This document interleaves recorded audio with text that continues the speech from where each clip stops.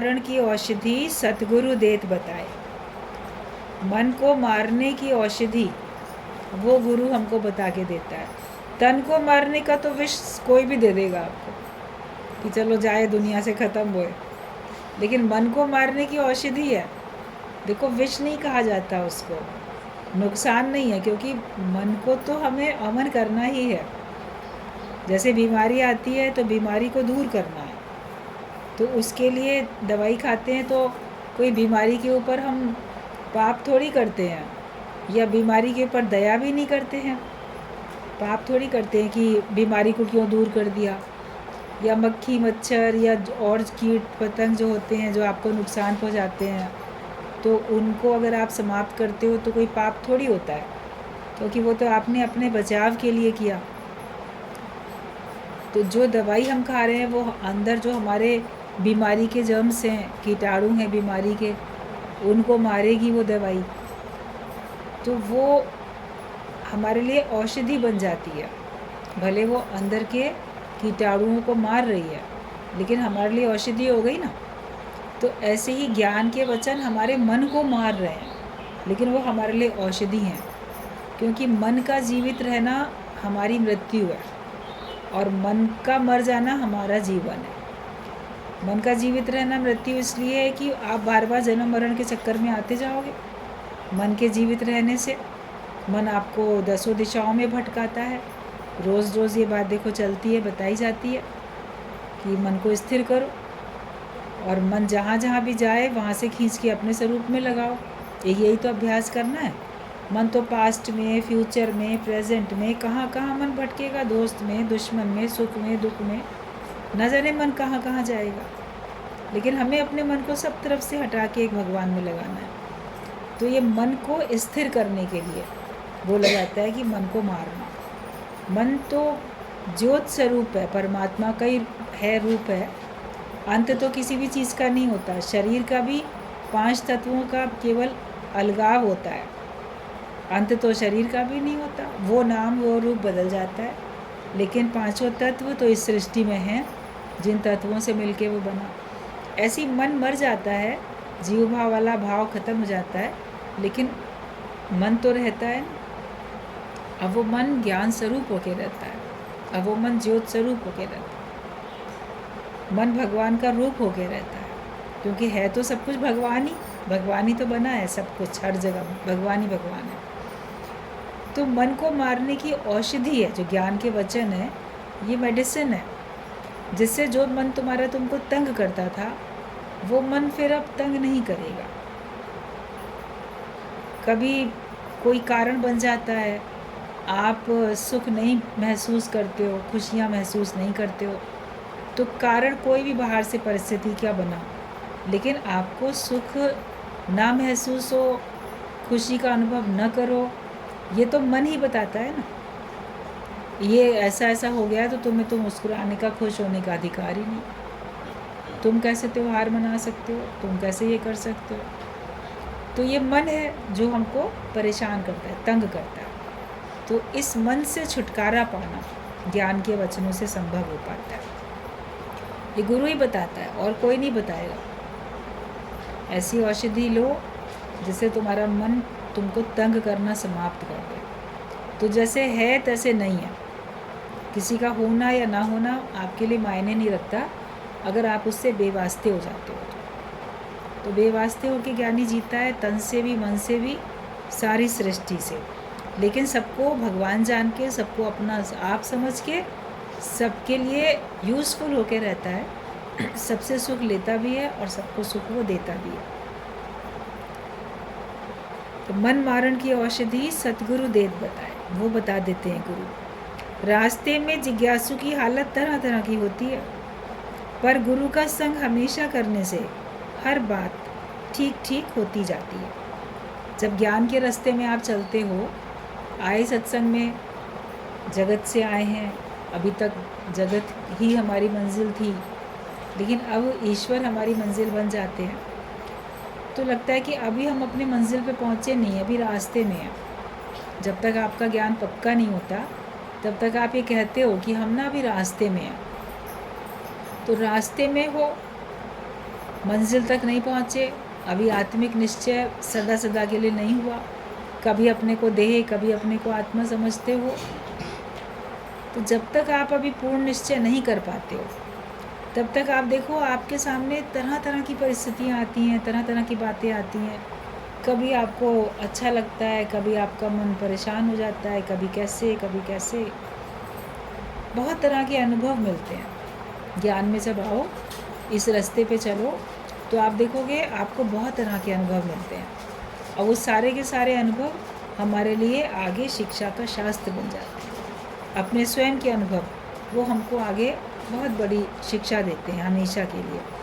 तो जब हम ज्ञान के रास्ते पे चलते हैं, तो जिज्ञासु की हालत तरह तरह की होती है। कभी उसको लगेगा बड़ा खुश हूँ, कभी लगेगा बड़ा दुखी हूँ, बड़ा परेशान हूँ, कभी उसको लगेगा मैं तो पूर्ण हो गया, कभी लगेगा अभी अधूरा हूँ, कभी लगेगा बिल्कुल हम माया रहित हो गए, निर्विकारी हो गए, कभी लगेगा हमारे अंदर तो बड़े दोष भरे पड़े हैं, अभी तो हम ज़रा भी नहीं उन्नति कर पाए हैं। तो ऐसा अजीब अजीब तरह का अलग अलग प्रकार का विचार जिज्ञासु के अंदर उठता रहता है, और बाहर से भी उसकी परिस्थितियों में उतार चढ़ाव आता हुआ दिखता है।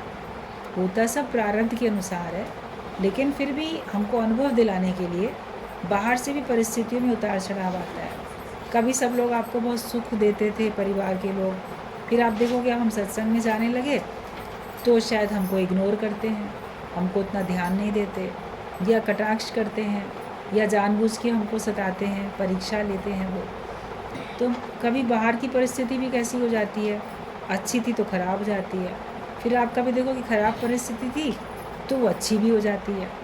कोई पहले बड़ी परेशानी में था, आने लगता है सत्संग में तो उसको लगता है अब तो सारी परेशानी ख़त्म हो गई, अब तो सब अच्छा ही अच्छा हो गया, पैसे की भी कमी नहीं है, परिवार में प्रेम की भी कमी नहीं है, सब बढ़ता जाता है। कभी बढ़ेगा कभी घटेगा। जब तक आप जिज्ञासु हो, आप बाहर की परिस्थिति में भी उतार चढ़ाव देखोगे, और अपने मन की स्थिति में भी उतार चढ़ाव देखोगे। तो इसके लिए हमें गुरु का संग करना पड़ता है। वो तो बाहर से अदला बदली होती रहती है, ये जग अदला बदली है, ये सब कर्मों की खेती है, और ये सब जग अदला बदली है। तो हम गुरु का संग अगर करते हैं हमेशा, तो हर बात ठीक ठीक होती जाती है। जो चीज़ हमको गलत भी लगती है, या जिस बात से आपको दिक्कत परेशानी होती है, वो भी आपको ठीक लगती है। लगता है कि हाँ, ये भी जो बात हुई है ये भी अच्छी है, ये भी मेरे भले के लिए, ये भी मुझको शिक्षा देने के लिए, इसमें भी मुझे कुछ शिक्षा मिली।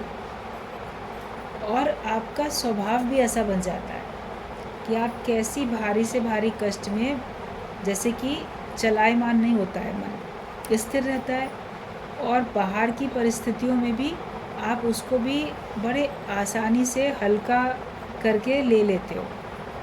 जहाँ क्रोध कर सकते थे, जहाँ दुखी हो सकते थे, वहाँ बात को हंसी में उड़ाना आ जाता है। ज्ञान से आप अपने विचार अंदर से भी ठीक रखते हो, और बाहर के माहौल को भी ठीक करना आ जाता है। एक बात बताई जाती है सोक्रेटिस की, सुकरात की। तो वो दार्शनिक थे, और जो उनकी पत्नी थी बहुत कर्कशा स्वभाव की, लड़ाके स्वभाव की थी, बड़ी क्रोधी थी, और वो अपने पति से भी बहुत झगड़ा करती थी, और सबसे ही झगड़ा किया करती थी, उसका स्वभाव भी ऐसा था। और वो किसी से प्रेम नहीं, पसंद ना करे किसी को भी, और पति दार्शनिक है, ज्ञान की बातें लोगों को समझा रहा है, बता रहा है, लोग उससे मिलने आ जा रहे हैं, तो वो भी कभी नहीं पसंद आता था। तो एक बार क्या होता है कि सवेरे सवेरे उससे मिलने के लिए उसका कोई मित्र आ जाता है, और वो बैठ के बातचीत कर रहे हैं मित्र के साथ, सुकरात। तो वो पत्नी लगा रही थी पोछा, ये सवेरे सवेरे घर में झाड़ू पोछे लगते हैं, तो उसे अंदर अंदर बड़ा गुस्सा आया, ये कोई मिलने आने का समय है, क्यों चले आते हैं लोग ऐसे इस टाइम पे। और काम के समय में पति भी बैठ गया बातें करने के लिए, उनकी समस्या का समाधान करने के लिए। तो पहले तो उसने बड़ा क्रोध किया, सुनाया ताने। उसने इस बात में झेप और शर्म महसूस नहीं की कि मैं दूसरे के आगे बोल रही हूँ, वो क्या सोचेगा, वो तो उसको सुनाने के लिए बोल रही थी। तो उसने बड़ी जली कटी बातें, ताना मारने वाली बातें पति को, और जो पति के साथ मिलने के लिए जो लोग आए थे उनके लिए भी उल्हाना देते हुए बातें उसने सुनाई। बोलना शुरू किया उसने बहुत ज़्यादा, लेकिन सुकरात चुप रहे। भाई ठीक है, बोल रही है तो दूसरे लोग भी क्या बोलें। तो उस समय उन्होंने चुप रहना ही बेहतर समझा सुकरात ने, क्योंकि वो कुछ बोलें तो बात बढ़ती। तो वो उस समय शांत रहे, वो उसका तो स्वभाव था, जानते ही थे। तो तभी क्या हुआ, उसने देखा कि मैं इतना बोल रही हूँ, ना तो कोई उठ के जा रहा है, ना ये कुछ बोल रहा है, जवाब भी नहीं दे रहा। तो उसने आखिरकार गुस्से के मारे वो जो पोंछा लगाने वाला जो पानी था, जो बाल्टी थी, फिर उसने वो पानी ऊपर से उन लोग के ऊपर फेंक दिया। नीचे आंगन में जैसे वो बैठे थे, और ऊपर से वो पूरा का पूरा पानी, गंदा पोंछे वाला पानी, एकदम से उनके ऊपर फेंक दिया। तो सब एकदम हड़बड़ा गए, देखो इसने पानी फेंक दिया। तो एक सेकंड को तो सुकरात चुप एकदम से हुए, देखे ये क्या हुआ। फिर एकदम से हंस पड़े, कहते अरे आज दिन तक तो ये समझा था कि जो गरजते हैं वो बरसते नहीं हैं, लेकिन आज तो जो गरजे वो बरस भी गए। तो माहौल को उसने एकदम ठीक कर दिया, वरना वो माहौल कितना ख़राब हो जाता। कहते हैं आज तो ये बात सीख ली कि जो गरजते हैं वो बरसते भी हैं। ये पहले गरजी पत्नी खूब, और फिर देखो बरस भी गई, पानी भी इसने डाल दिया। तो उन्होंने अपने अंदर की स्थिति को भी ठीक रखा, और बाहर के माहौल को भी अपने स्वभाव से, अपनी वाणी से ठीक कर दिया। तो वरना तो माहौल बड़ा ख़राब हो जाता है ना, कोई ऐसे किसी के ऊपर पानी फेंक दे, गंदा पोंछे वाला पानी, तो बड़ा युद्ध कलेश मच जाता घर में। माहौल को ठीक करना हमको आना चाहिए।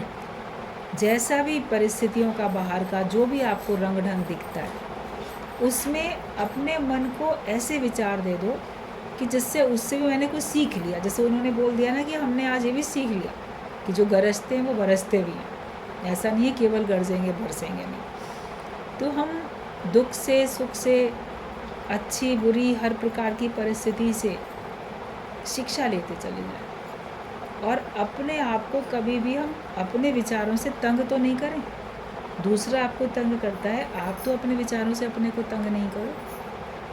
हर बात को लाइट मूड में लेना ज्ञानी सीख जाता है, और सबको वो सिखाता भी है। तो गुरु का संग जब हम करते हैं तो उसका संग हमेशा करने से हर बात ठीक हो जाती है, बाहर से भी भीतर से भी, और तुमको ठीक करना आ भी जाता है। ज्ञानी सब जानता है कि कौन कहाँ पर खड़ा है, मतलब किसकी स्थिति कहाँ पर है, कौन ज्ञान में है, कौन अज्ञान में है, कौन लोभी लालची है, कौन स्वार्थी है, कौन कैसा है, कौन कैसा है। उसको हर एक के बारे में अंदर से जानकारी होती है, मगर उसके बावजूद भी वो सबको सुधारने का ठेका लेके नहीं बैठा है, वो अपने को सुधारने का ठेका लेके बैठा है। और जो उसकी शरण में आते हैं वो उनको सुधारता है, जो शरणागत नहीं होते हैं वो उनको परिस्थितियों के हवाले छोड़ देता है। बिना मांगे क्यों किसी को ऐसी सलाह दी जाए जो कोई माने नहीं और तुम्हारा अपमान करे, और तुम्हें फिर उसके बाद कष्ट महसूस हो, देखो मेरी बात मानी नहीं गई। ना तो किसी से किसी बात की उम्मीद करो कि ये ऐसा कर दे, और ना किसी से कहो कि तुम ऐसा कर लो।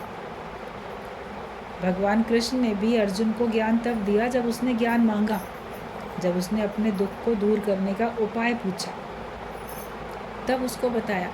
वरना तो बहुत साल से संग में रहते थे, पहले से क्यों नहीं ज्ञान पक्का करा दिया। लेकिन जब उचित समय आया और जब उसने सीखना सुनना चाहा, जब उसके अज्ञान ने उसको दुखी किया, उसको दूर करना उसने चाहा, तब सही समय पे भगवान कृष्ण ने उसको ज्ञान दे दिया। तो ये सारा जो भी कुछ संसार में कौन कैसा है, कैसी ज्ञान में स्थिति है कि नहीं है, कच्चा है कि पक्का है, तो ज्ञानी सब जानता है कि कौन कहाँ पर खड़ा है, मतलब उसकी स्थिति कहाँ पर है। जगत है आरसी, इसमें जो कुछ दिखाई देता है वो सब तुम्हारा अपना आप। ये सारा संसार एक आईने की तरीके से है, और इसमें जो दिख रहा है वो ये मान के चलो कि तुम्हारा ही अपना आप। जहाँ जहाँ जो दिखता है बोलो वो भी मेरा ही रूप है, वो भी मेरा ही स्वरूप है, वो भी मेरा ही स्वभाव है। हर प्रकार का स्वभाव भी मेरे, हर रूप में मैं ही तो हूँ। अज्ञानी के रूप में भी मैं हूँ और ज्ञानी के रूप में मैं हूँ। एक रूप में मैं आत्म जागृति में हूँ, और एक रूप में मैं अज्ञान की नींद में सोया हूँ। मैं सोए हुए को, अपने ही सोए हुए स्वरूप को मैं जगा रहा हूँ। तो किसी के ऊपर एहसान भी नहीं है कि हमने तुमको ज्ञान दे के जगाया, लेकिन सब तरफ ये देखा कि सब तरफ जो है तुम्हारा अपना ही आप है। जैसे आईने के सामने खड़े होते हो तो आप अपना आप देखते हो कि मैं हूँ उस जगह पे। तो जहाँ जिसको भी देखो, अंदर में भाव रखो कि अरे इस रूप में मैं ही तो हूँ।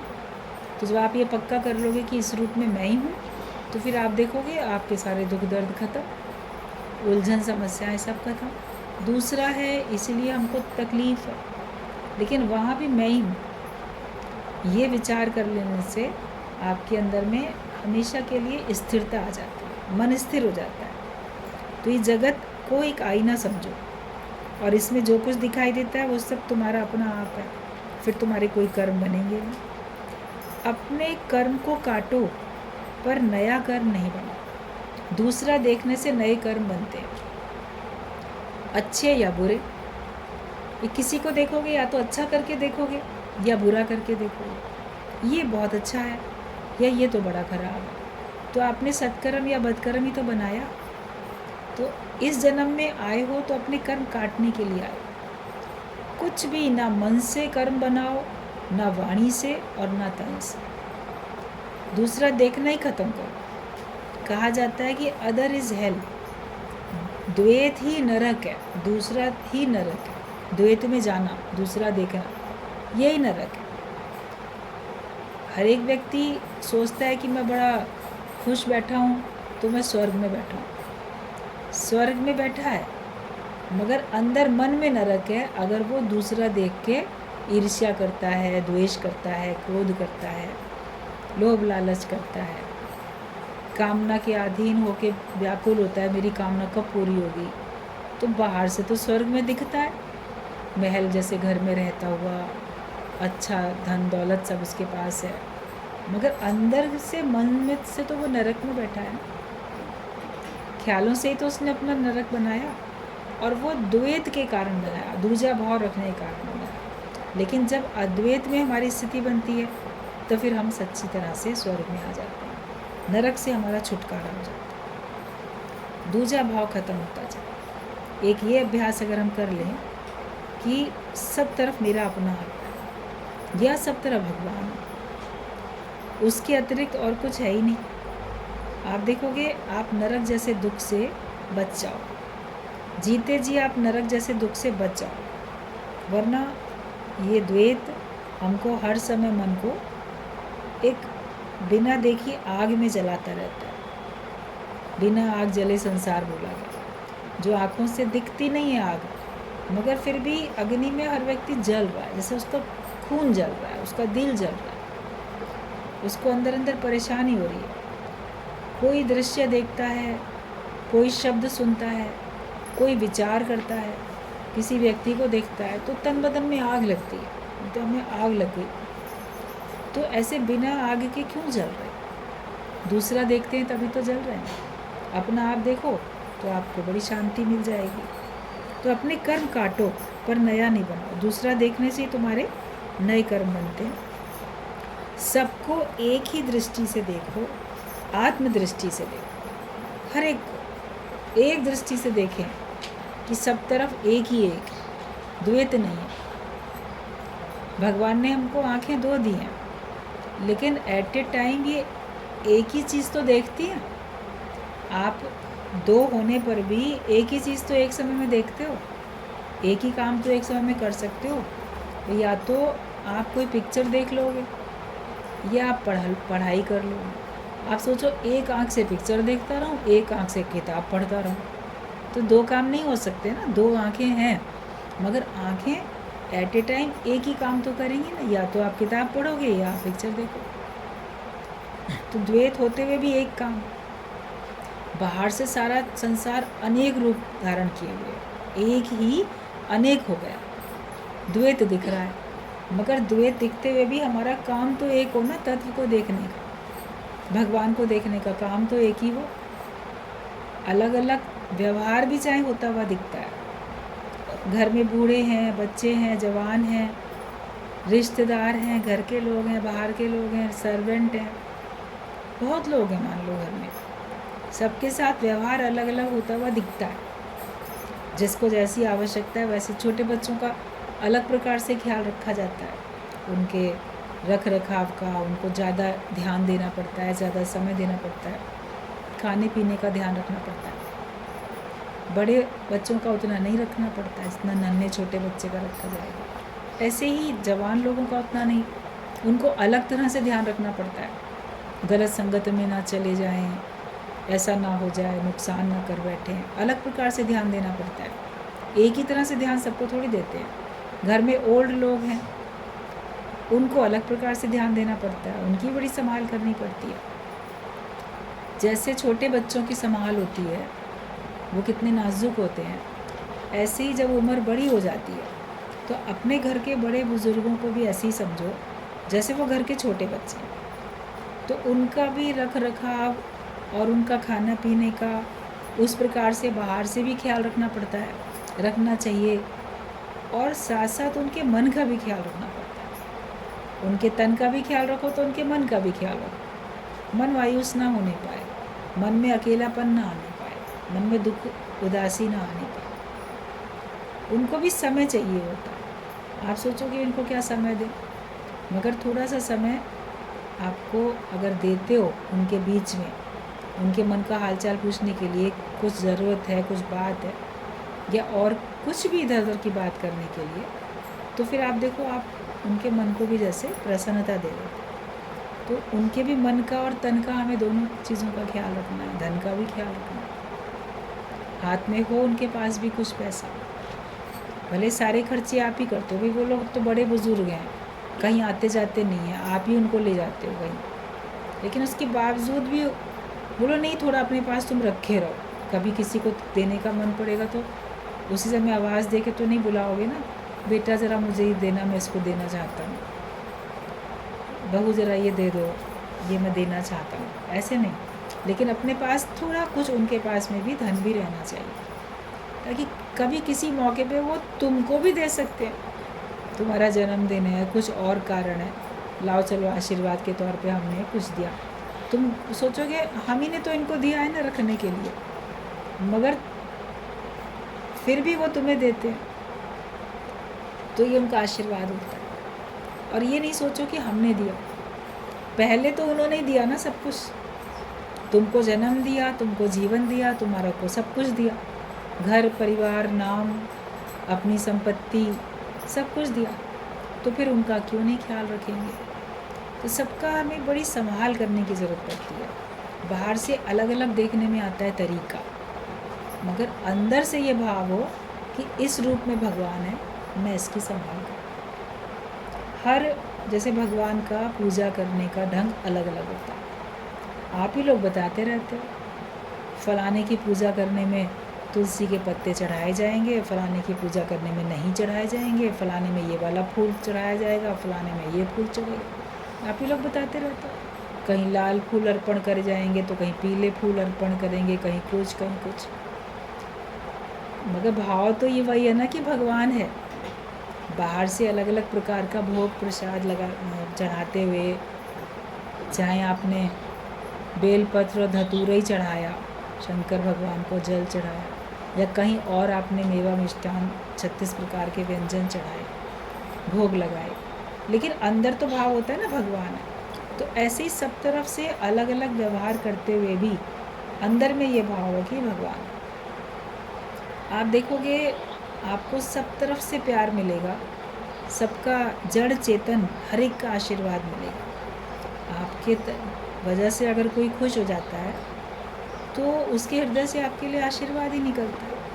और ज्ञान के रास्ते पे चलने के लिए भी हमको आशीर्वाद की ज़रूरत है। बिना आशीर्वाद के आप नहीं आगे बढ़ सकते हो। जड़ चेतन हर एक के आपको आशीर्वाद की ज़रूरत है, वरना तो रास्ते की घास भी तुम्हारे खिलाफ खड़ी हो जाएगी। अगर तुम दिल दुखाओगे घास का भी या किसी का भी, तो प्रकृति में तो इंसाफ हो जाएगा। एक तरफ से आप सोचोगे मैं बड़ा शक्तिशाली हूँ, मैं किसी का सब कुछ छीन सकता हूँ, बिगाड़ सकता हूँ, मेरा कोई कुछ नहीं बिगाड़ सकता। लेकिन फिर आप देखोगे किसी और रूप में आपका बनता हुआ काम बिगड़ गया, कहीं कुछ हो गया। इसलिए हमेशा सबके दिल का ख्याल रखो, अपने भी दिल का ख्याल रखो, अपने दिल को भी नहीं दुखाओ, ना अपने दिल को दुखाओ ना किसी और के दिल को दुखाओ। तो हम अपने कर्म काटें, नए कर्म बनाए नहीं, सबको एक ही दृष्टि से देखें और आत्म दृष्टि से देखें कि सब तरफ जैसे मेरा अपना होता है। जब दूसरा देखेंगे ही नहीं तो कर्म भी नहीं बनेगा। दूसरा देखने से ही तो कर्म बनते हैं, वरना आप द्वैत देखना ख़त्म कर दो, आपके खाते में कर्म लिखने बंद हो जाएंगे, जैसे आपका कर्मों का खाता समाप्त होने लग जाएगा। अज्ञानी सुबह से शाम तक माया में ही है, उसे सत्य का पता ही नहीं है। आज तुम्हारा मन कहाँ है इसको जांचो, हर घड़ी अपनी अंतिम घड़ी समझकर रहो। जो निर्वासना है वो ऐसे शरीर छोड़ता है जैसे उसने छोड़ा ही नहीं। ज्ञानी इधर ही मुक्त है तो उधर भी मुक्त होता है। जो जीवन मुक्त होकर रहता है वो विदेह मुक्त होता है। अभी अगर आप अपने को बंधन में महसूस करोगे तो बाद में भी बंधन में ही आओगे। अभी अगर आप अपने को मुक्त महसूस करते हो तो आप बाद में भी मुक्त ही हो, फिर आपको जन्म मरण के चक्कर में नहीं आना पड़ेगा। तो अज्ञानी तो सवेरे से लेकर रात तक माया में ही बैठा है, उसको तो सच्चाई का पता ही नहीं। झूठे सुख को सुख मान के बैठे। आप देखो झूठा सुख कितना लगता है। भले मन के मनोरंजन के लिए ब्रह्मज्ञानी गुरु भी मना नहीं करता कि आप तीज त्यौहार ना मनाओ, भाई ये सब आपस के प्रेम को बढ़ाने के लिए होते हैं। रक्षाबंधन है, भाई बहन का आपस में प्रेम बढ़ाने के लिए है। मर्यादा में रहो, सबका ख्याल रखो, पवित्र रिश्ता रखो, इसके लिए है, भाई प्रेम बढ़ता है आपस में। और जो व्रत होते हैं, पूजा पाठ होती है, तो उसके लिए भी आप सोचो कि आपस में प्रेम बढ़ाने के लिए है। कहीं पे माँ अपने बच्चों के लिए रखती है,